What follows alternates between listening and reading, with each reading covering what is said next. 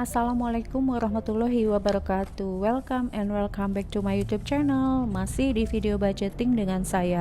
Nah, kali ini saya mau buat anggaran untuk bulan Agustus 2021. Nah, teman-teman udah akhir bulan nih. Gimana dengan kondisi keuangan kalian? Apakah budget plan yang sudah dibuat di bulan ini sudah sesuai dengan budget kalian? Ada lebihnya atau malah over budget nih? Ya, mudah-mudahan aja sih apa yang udah kita anggarin ini sudah sesuai dengan pengeluaran-pengeluaran yang kita rencanakan sebelumnya ya teman-teman. Nah, dalam membuat anggaran kita juga harus realistis nih teman-teman. Jangan dilebih-lebihkan, apalagi dikurang-kurangin nih. Ini mah ujungnya malah menyiksa diri kita sendiri ya kalau sampai dikurangin. Karena sebenarnya yang tahu anggaran dan kebutuhan ya kita sendiri. Jujur dan komitmen merupakan hal yang penting dalam membuat anggaran. Maksudnya jujur di sini, ketika kita membuat anggaran, baik dari jumlah yang kita masukkan harus sesuai dengan kebutuhan kita. Setiap orang memiliki kebutuhan yang berbeda, tidak perlu membandingkan kebutuhan kita dengan orang lain, apalagi sampai menjudge-nya.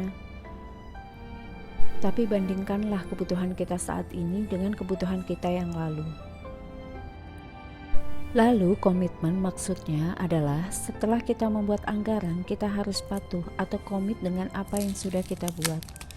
Gagal saat itu tidak masalah, yang penting ada kemauan untuk terus memperbaikinya. Karena salah satu tujuan kita untuk membuat anggaran agar kita lebih disiplin dalam mengatur keuangan.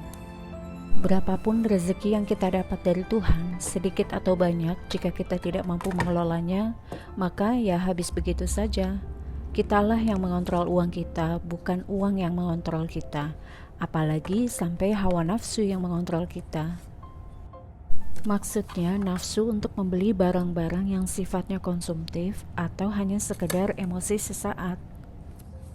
Dengan membuat anggaran, kita juga jadi tahu apa yang menjadi prioritas kita saat ini dan juga masa depan. Karena rezeki yang kita dapat saat ini ada porsi yang harus kita bagi, baik untuk saat ini maupun masa depan. Kebutuhan saat ini merupakan kebutuhan pokok kita sehari-hari. Lalu untuk kebutuhan masa depan, sebagai contoh dana darurat, dana pensiun, dan juga dana pendidikan anak. Jangan sampai jika terjadi sesuatu kita kebingungan nih teman-teman karena tidak punya dana darurat atau dana cadangan. Banyak dari kita yang juga masih belum sadar akan pentingnya dana pensiun. Dana pensiun dipersiapkan bukan ketika kita sudah tidak produktif lagi usianya, tapi idealnya dari awal kita bekerja, baiknya kita sudah mempersiapkan dana pensiun untuk kita. Agar kelak kita bisa menjadi orang tua yang lebih mandiri dalam keuangan dan tidak membebani anak kita, apalagi menciptakan sandwich generation pada anak kita. Karena kelak anak kita pun memiliki kebutuhannya sendiri dan juga kebutuhan dengan keluarganya, serta anak-anak kita juga harus mempersiapkan dana pensiunnya sendiri. Dana pendidikan anak juga kebutuhan masa depan yang penting yang harus kita siapkan saat ini. Jangan sampai cita-cita anak kita kandas hanya karena kita sebagai orang tua tidak sungguh-sungguh mempersiapkan dana pendidikannya. Karena masih banyak di sekeliling saya contoh-contoh anak yang harus berhenti pendidikannya karena tidak ada biaya lagi dan harus bekerja untuk menghidupi orang tua dan adik-adiknya. Perjuangan kita saja mungkin dulu sudah berat rasanya, apalagi perjuangan anak-anak kita saat ini dan juga nantinya. Karena di dalam rezeki kita pun ada titipan rezeki dari Tuhan untuk anak-anak kita. Tabungan-tabungan masa depan ini bisa kita sisihkan setiap kali kita mendapatkan penghasilan. Investasikanlah uang-uang tersebut ke dalam bentuk investasi yang sesuai dengan profil risiko kita masing-masing. Dan juga aman, baik dari segi penyimpanannya dan juga harga jualnya.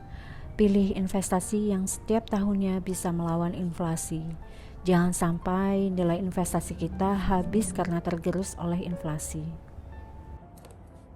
Banyak yang masih keliru bahwa tabungan adalah bentuk investasi juga.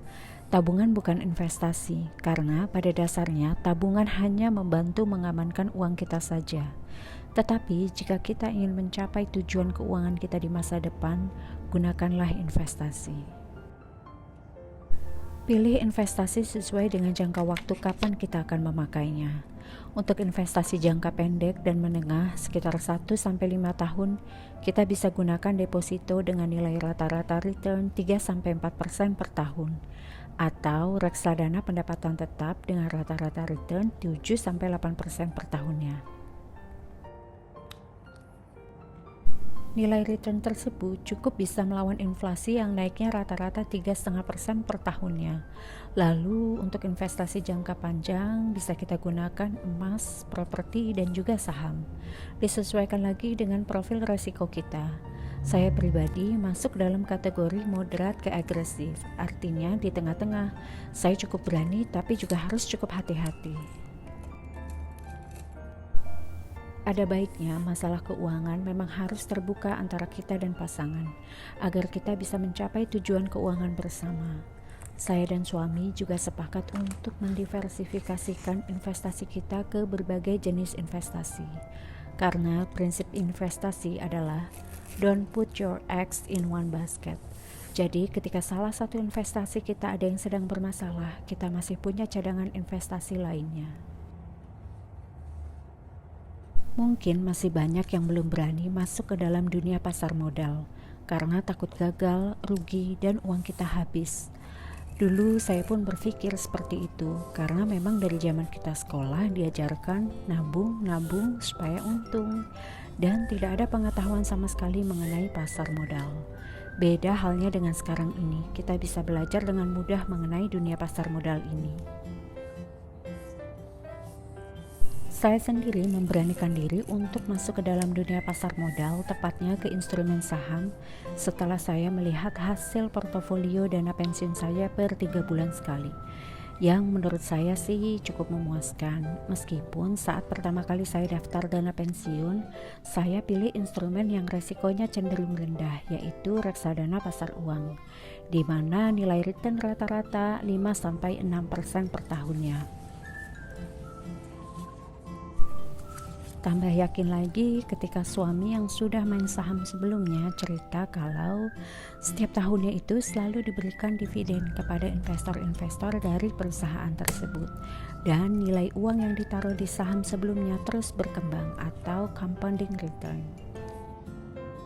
Wah, kalau udah bahas pasar modal seru teman-teman, jadi panjang, gak terasa waktunya udah selesai saya buat budget plan. Oke teman-teman, mungkin bisa kita sambung lagi di video selanjutnya. Mudah-mudahan informasi yang saya sampaikan bermanfaat untuk teman-teman, dan jangan lupa di like kalau kalian suka dengan video ini, dan jangan lupa di subscribe untuk mendukung channel ini. Terima kasih buat teman-teman juga yang sudah menonton sampai habis. Wassalamualaikum warahmatullahi wabarakatuh. Bye. Thank you.